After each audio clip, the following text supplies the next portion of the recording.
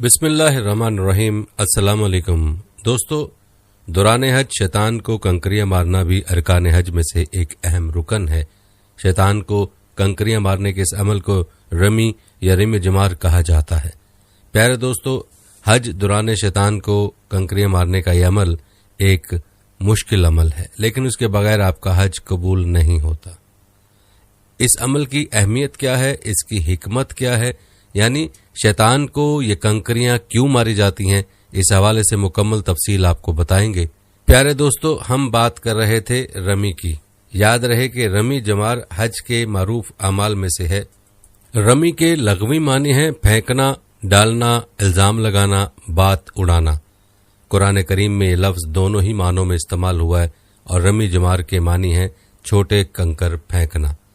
और शरीयत की इस्तिलाह में रमी जमार की तारीफ यह है मखसूस वक्त में मखसूस मकाम पर मखसूस गिनती के साथ कंकर फेंकना।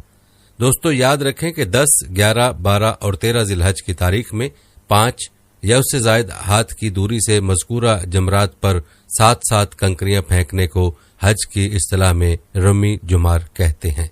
अगर कंकरियां जमरात पर ना पड़ें और उसके करीब 3 हाथ या कम से कम 1 हाथ के फासले पर गिर जाएं तो भी रमी जमरात के हुक्म की तामील हो जाएगी। दोस्तों, रमी के मसाइल पर बात करने से पहले बात करते हैं इस सवाल की कि आया ये कंकरियां जो मारी जाती हैं वाकई शैतान को मारी जाती हैं, यानी हाजी का पत्थर क्या वाकई शैतान को लगता है? तो याद रहे कि रमी दरअसल एक यादगारी इबादत है जो शैतानी और बातिल ताकतों से इजहार नफरत के लिए अलामती तौर पर इस उम्मत में बाकी रखा गया। इस हुक्म के पीछे एक यादगार वाक़या है जिसका जिक्र हदीस और तारीख की किताबों में आया है। बहकी में हजरत इब्न अब्बास की रिवायत आई है। फरमाते हैं कि जब हजरत इब्राहिम हुक्म इलाही यानी बेटे की कुर्बानी की तामील के लिए चले तो शैतान जुमरे अकबा के नजदीक सामने आया तो आपने उसे 7 कंकरियां मारी, यहां तक कि वो जमीन में धंस गया। फिर दूसरे जमरा के पास नजर आया तो आपने दोबारा उसे 7 कंकरियां मारी, यहां तक कि वो जमीन में धंस गया। फिर तीसरे जमरा के पास सामने आया तो आपने सहबारा उसे 7 कंकरियां मारी, यहां तक कि वो जमीन में धंस गया। हजरत इब्ने अब्बास ने फरमाया कि यह शैतान को पत्थर मारने की कार्रवाई दरअसल हजरत इब्राहिम अलैहिस्सलाम की इत्तबा में है। गोया रमी जमार इस उम्मत इस्लामिया की तरफ से शैतान और तमाम बातिल कुव्वतों के खिलाफ इज्तमाई नफरत का अलामती मुजाहरा है जो हर साल पाबंदी के साथ अंजाम दिया जाता है। दोस्तों, मालूम हुआ कि हाजी की कंकरियां शैतान को नहीं मारी जाती और न शैतान को लगती हैं, बल्कि ये एक अलामती अमल है। प्यारे दोस्तों, याद रहे कि हजरत इब्राहिम अलैहिस्सलाम मिली और दीनी तौर पर हमारे रूहानी बाप हैं और बाप के खिलाफ शैतान ने जिस फरेब की कोशिशें की थीं और बार बार मज़ाहमत से भी बाज नहीं आया था, तो उस अजीम बाप के तमाम फर्जंदों पर लाजिम कर दिया गया कि उस शैतानी मज़ाहमत का इज्तमाई मुकाबला करें। तो दोस्तों, जमरात दरअसल शैतानी कुव्वतों की यादगार हैं, उनसे दोनों में कुछ रखा हुआ नहीं है। असल ये मकामात हैं जहां अल्लाह के दुश्मन शैतान ने अल्लाह के दोस्त हजरत इब्राहिम अलैहिस्सलाम को शिकार करने की कोशिश की थी। दोस्तों, याद रहे कि रमी एक शरई हुक्म है और रमी जुमार अक्सर उलमा के नज़दीक वाजिब है, हज के अरकान या फ़राइज़ में शामिल नहीं है।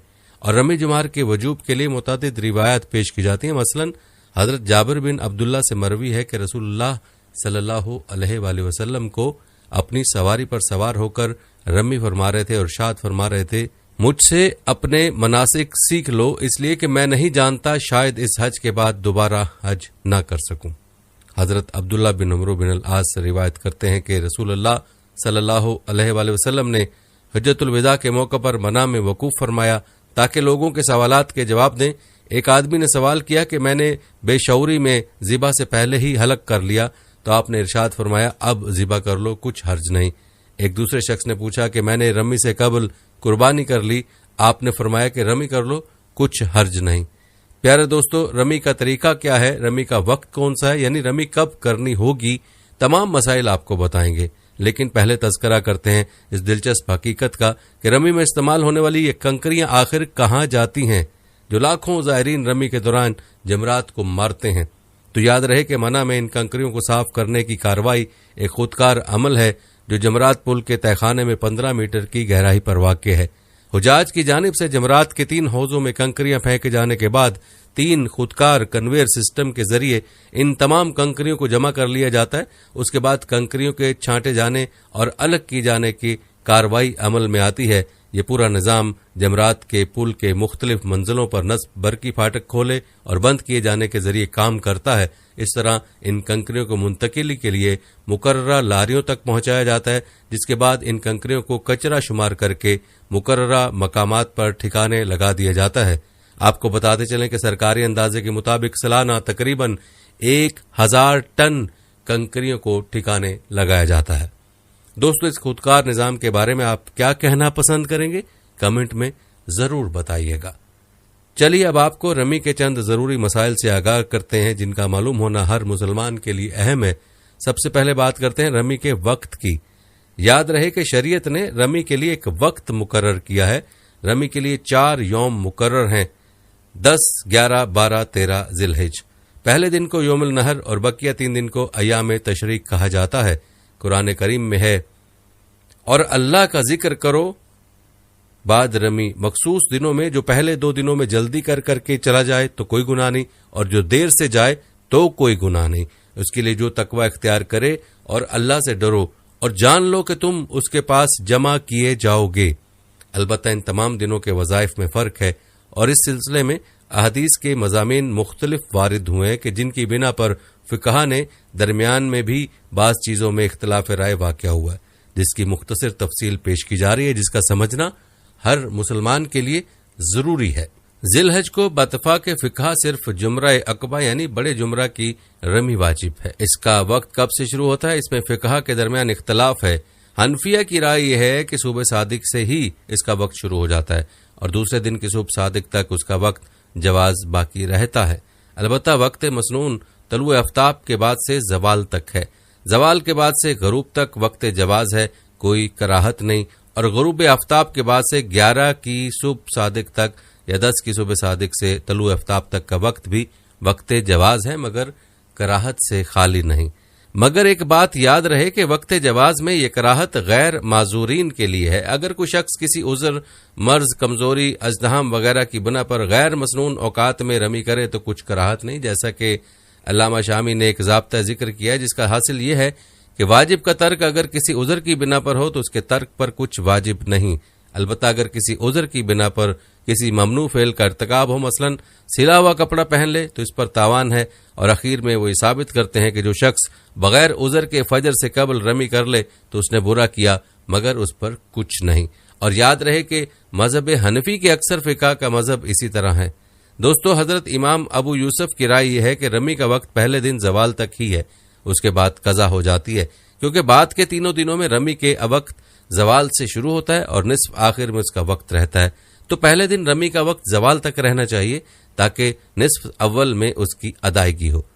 اگر کوئی شخص 11ویں ذی الحجہ کی صبح صادق تک رمی نہ کرے تو حضرت امام ابو حنیفہ رحمۃ اللہ کے نزدیک قضا کے ساتھ دم بھی واجب ہوگا۔ قضا کا وقت پورے ایام تشریق ہے، جبکہ صاحبین کے نزدیک دم واجب نہیں ہوگا۔ حضرت امام شافعی کے بھی یہی رائے ہے۔ دراصل صاحبین کے نزدیک رمی کوئی موقت عمل نہیں ہے۔ اور دوستو، آپ کو بتاتے چلیں کہ مالکیہ کی رائے آغاز وقت کے بارے میں وہی ہے جو حنفیہ کی ہے، یعنی 10 تاریخ کی صبح صادق سے رمی کا وقت جواز شروع ہو جاتا ہے۔ ایک روایت میں امام احمد کی رائے بھی یہی ہے، مگر ان کا مشہور مسلک اس کے خلاف ہے۔ البتہ انتہائی وقت کے سلسلے میں ان کی رائے مختلف ہے۔ ان کے نزدیک غروب آفتاب پر رمی کا وقت ختم ہو جاتا ہے، اس کے بعد قضا کے ساتھ دم بھی ادا کرنا ہوگا۔ شافعیہ کے نزدیک یوم النحر کے نصف شب ہی سے رمی کا وقت جواز شروع ہو جاتا ہے، بشرطے کہ اس سے قبل وہ وقوف عرفہ کر چکا ہو۔ اس کے نزدیک وقت کی تقسیم اس طرح کی گئی ہے: افضل وقت طلوع آفتاب سے زوال تک، وقت اختیار زوال سے غروب آفتاب تک، وقت جواز آخری ایام تشریق تک۔ پیارے دوستو، آپ نے آئمہ کی آراء جان لی۔ اس سلسلے میں بہت سی روایات کتب حدیث میں آتی ہیں جن کو ویڈیو کے لمبا ہونے کے خوف سے شامل نہیں کیا جا رہا۔ البتہ آپ کو بتاتے چلیں کہ موجودہ دور میں لوگوں کے ہجوم کو دیکھتے ہوئے رفع حرج کے لیے امام ابو حنیفہ سے منقول دوسری روایت زیادہ قابل لحاظ معلوم ہوتی ہے، اور روایت میں تطبیق کی صورت یہ ہو سکتی ہے کہ فعل رسول کو سنت اور فضیلت پر محمول کیا جائے और बाकी वक्त को वक्त जवाज करार दिया जाए। दोस्तों, ये रमी की हिकमत और मसाइल के हवाले से गुफ्तगू, यहाँ आपको उन सतूनों के बारे में तफसील बताना भी जरूरी है जिन पर कंकरियां फेंकी जाती हैं। तो दोस्तों, याद रहे कि हज्जाज कराम 10, 11 और 12 तारीख को पत्थर के जिन 3 सतूनों को बारी बारी कंकर मारते हैं उनको जमरात या जुमार कहा जाता है। ये शायर अल्लाह में से हैं, यानी मना में ये 3 मशहूर मकाम हैं जहां अब दीवार की शक्ल में बड़े बड़े सतून बने हुए हैं। अल्लाह ताला के हुक्म, नबी अकरम सल्लल्लाहु अलैहि वसल्लम के तरीका और हजरत इब्राहीम अलैहिस्सलाम की इत्तबा में इन 3 जगहों पर कंकरियां मारी जाती हैं। आपको बताते चलें कि जम्मार जमरा की जमा है। अरबी में जमरा छोटे कंकर या संगरेजे को कहते हैं, मगर हज के मौका पर इन संगरेजों को जमरा कहा जाता है, जो 10वीं, 11वीं, 12वीं बल्कि 13वीं जिलहज को 3 सतूनों पर मारे जाते हैं। फिर खुद इन सतूनों को जमरा कहा जाने लगा, जिन्हें ये कंकर मारे जाते हैं क्योंकि वहां इन कंकरों का इज्तिमा होता है। बाज लुगत वाले कहते हैं कि अजमार के मानी है जल्दी करना। तफसीर इब्न कसीर में है कि जिन हुजाज के कंकर कबूल हो जाते हैं वो गायब कर दिए जाते हैं, सिर्फ गैर मकबूल कंकर ही वहां रहते हैं, वरना वहां हर साल कंकरियों के पहाड़ लग जाया करते। अलबत्ता जो कंकरियां वो रह जाती हैं उनको कैसे ठिकाने लगाया जाता है उस पर आगे चलकर हम बात करेंगे। याद रहे कि जमरात की तादाद 3 है।